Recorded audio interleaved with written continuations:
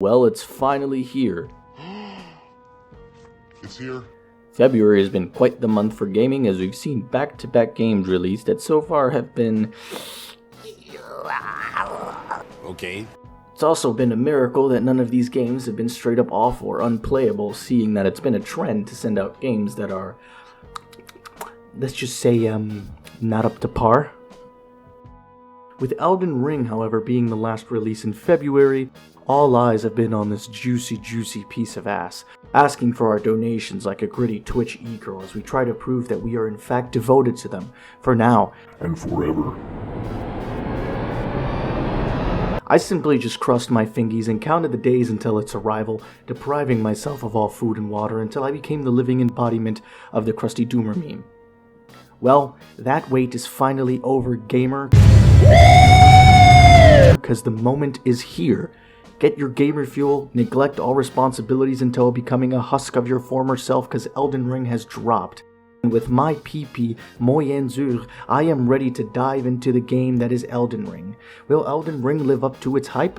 Because damn, it's been overhyped, and critics seem to think that this game is the equivalent of the Second Coming. Regardless, I've been hurt in the past with overly enthusiastic reviews, but I am not one of little faith. The question still remains, is this game good?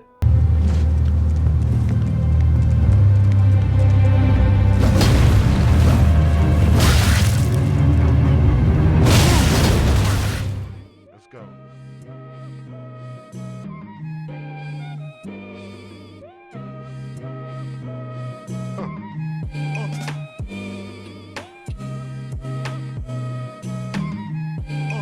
I'm going to be honest here. I'm not a veteran FromSoft simp. I've only ever played Dark Souls 3 and I never beat it.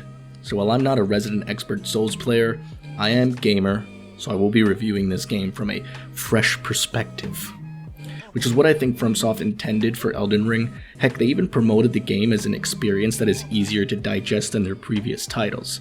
So, this video is for you if you're watching, well, mainly for those who are thinking of giving Elden Ring a shot for the very first time. So, get comfortable. First off, I just want to talk about how amazing this game looks. Every now and then I just find myself having to stop and take in the views around me. It really says something about the design of the game and the care that was taken into creating this world. When you first enter the starting area of Limgrave, you're met with these fractured vistas that really give you the idea that the world around you has a story to tell. I always find myself wanting to traverse and explore different sections of the map, asking myself, can I get up there? More often than not, after placing a mark on that location, my gaze is completely stolen by something else. Maybe it's just my ADHD kicking in, but you'll definitely find yourself getting lost in the different avenues you could take, as well as getting your ass cheeks clapped once you realize that you may have gone a bit too far and there's no turning back. You tread forward, because you're a brave little boy, and nothing's going to stop you from reaching the end of a dungeon, even if the reward is commoner shoes. Trust me, this will happen a lot. It's just part of the experience though. You know, your cheeks getting clapped, as well as getting shitty loot. You just gotta trust me. The game is like this. This will happen a lot. It's just part of the experience, bro. Please, you gotta believe me. You have to believe me, bro. The game is supposed to be this hard. So back on the topic of difficulty. If you've watched Dark Souls from a distance and have always wanted to get into the Souls-like genre, but you've been too scared to do so because the games are daunting and hard, I'll have some news for you, Chief. Elden Ring? Yeah, in terms of difficulty, it's challenging, and it's hard. But that isn't saying much from a FromSoft game. You know, maybe the marketing and the simp reviews out there were a bit misleading, but I don't know what would make anyone believe that they were booting up Lawnmower Simulator. There has been discussions about the game's difficulty/accessibility, and I know having to mention this is redundant. Think the game is only as hard as you make it, and what you put in is what you'll get out. The pros about having such an open world is that you get to power up before even tackling any of the main content. The game does become easier thanks to summons and ranged attacks, but the effectiveness of these summons can generally be inconsistent at times. So there are things that give you an edge. I do find it baffling though, at how people's main complaint about Elden Ring is its difficulty. People either neglect that this game was going to be challenging to begin with, or have been so brainwashed by mediocre open world games that they get their dopamine from doing the same reskinned fetch quest 500 times. However, the same can be said about Elden Ring, seeing that there are some glaring similarities to Dark Souls 3. but at the same time, the entry is different enough to provide a new experience for players. At the end of the day, just because a game exists doesn't mean you have to play it, and you don't have to cave into your consumer mindset because Billy Bob from Jabumblefutt Gaming is telling you it's the greatest experience of all time. With all that aside, Elden Ring was my most anticipated game of the year, and while it did not disappoint, it by no means deserves the 10 out of 10 it got.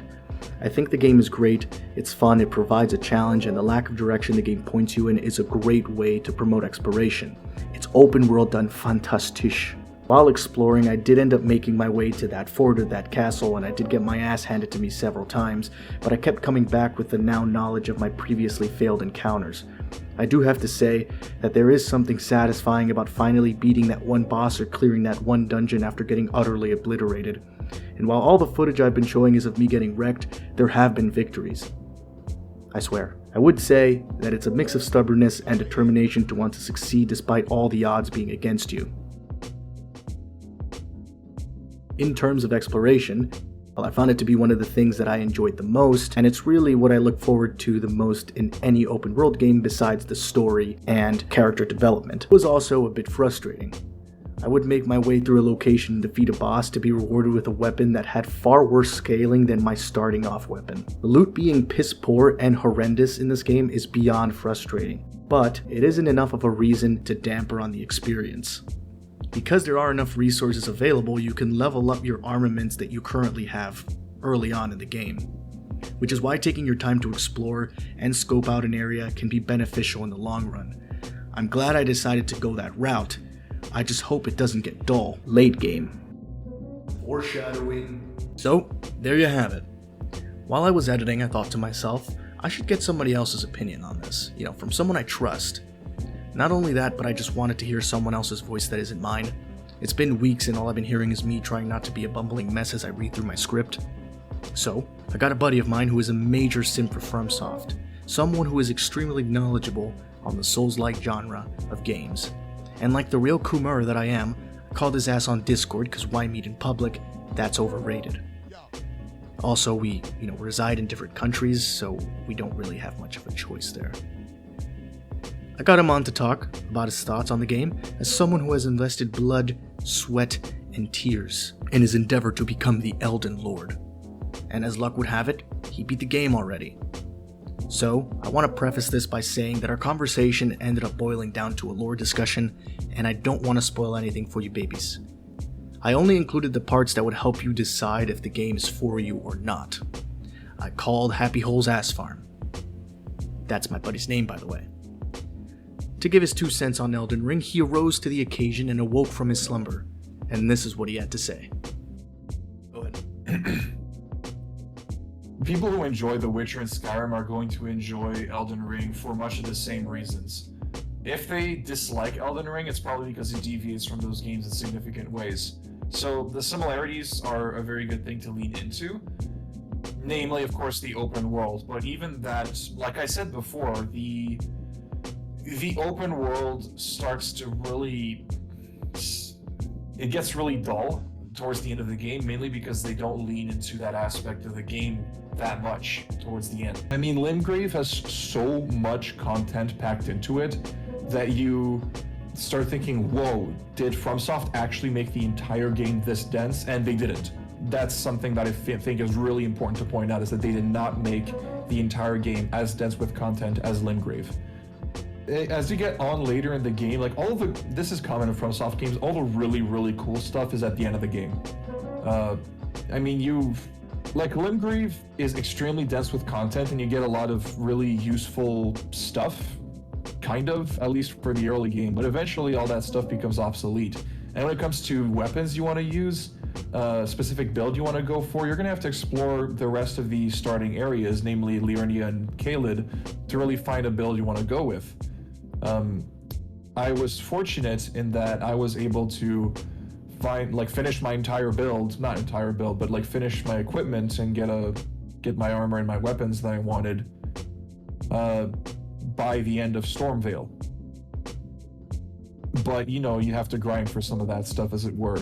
I mean, this is a common complaint that people have had with the game, is that you bust your ass through an entire dungeon, get to the end of it, kill the boss, and all you get is a weapon that has worse scaling than the weapon you started with, like as a starter weapon for your class.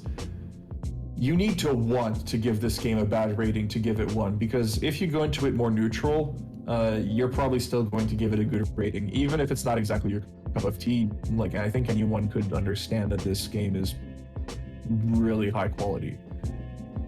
But there are those drawbacks, like the fact that the content just generally gets a lot more diluted towards the end of the game. There's a lot less unique stuff as well. I'm gonna move on with my day because we've been talking a while. No, you're fine. I just wanted to make sure that I just didn't hang up on you. I think you might have, but I figured there was probably a problem. I mean, you're not that kind of guy, so gros Bye, bisous. man. Gros bisous. Here we are, at the end of the video, just hanging out, just you and I. All I'm gonna say before ending it here is, just go play some Elden Ring. I think it's worth your time if you're willing to go through its steep learning curve, and you'll be surprised to find yourself having not showered for 2 weeks, and only taking breaks to sleep in 2 cycles of 90 minutes.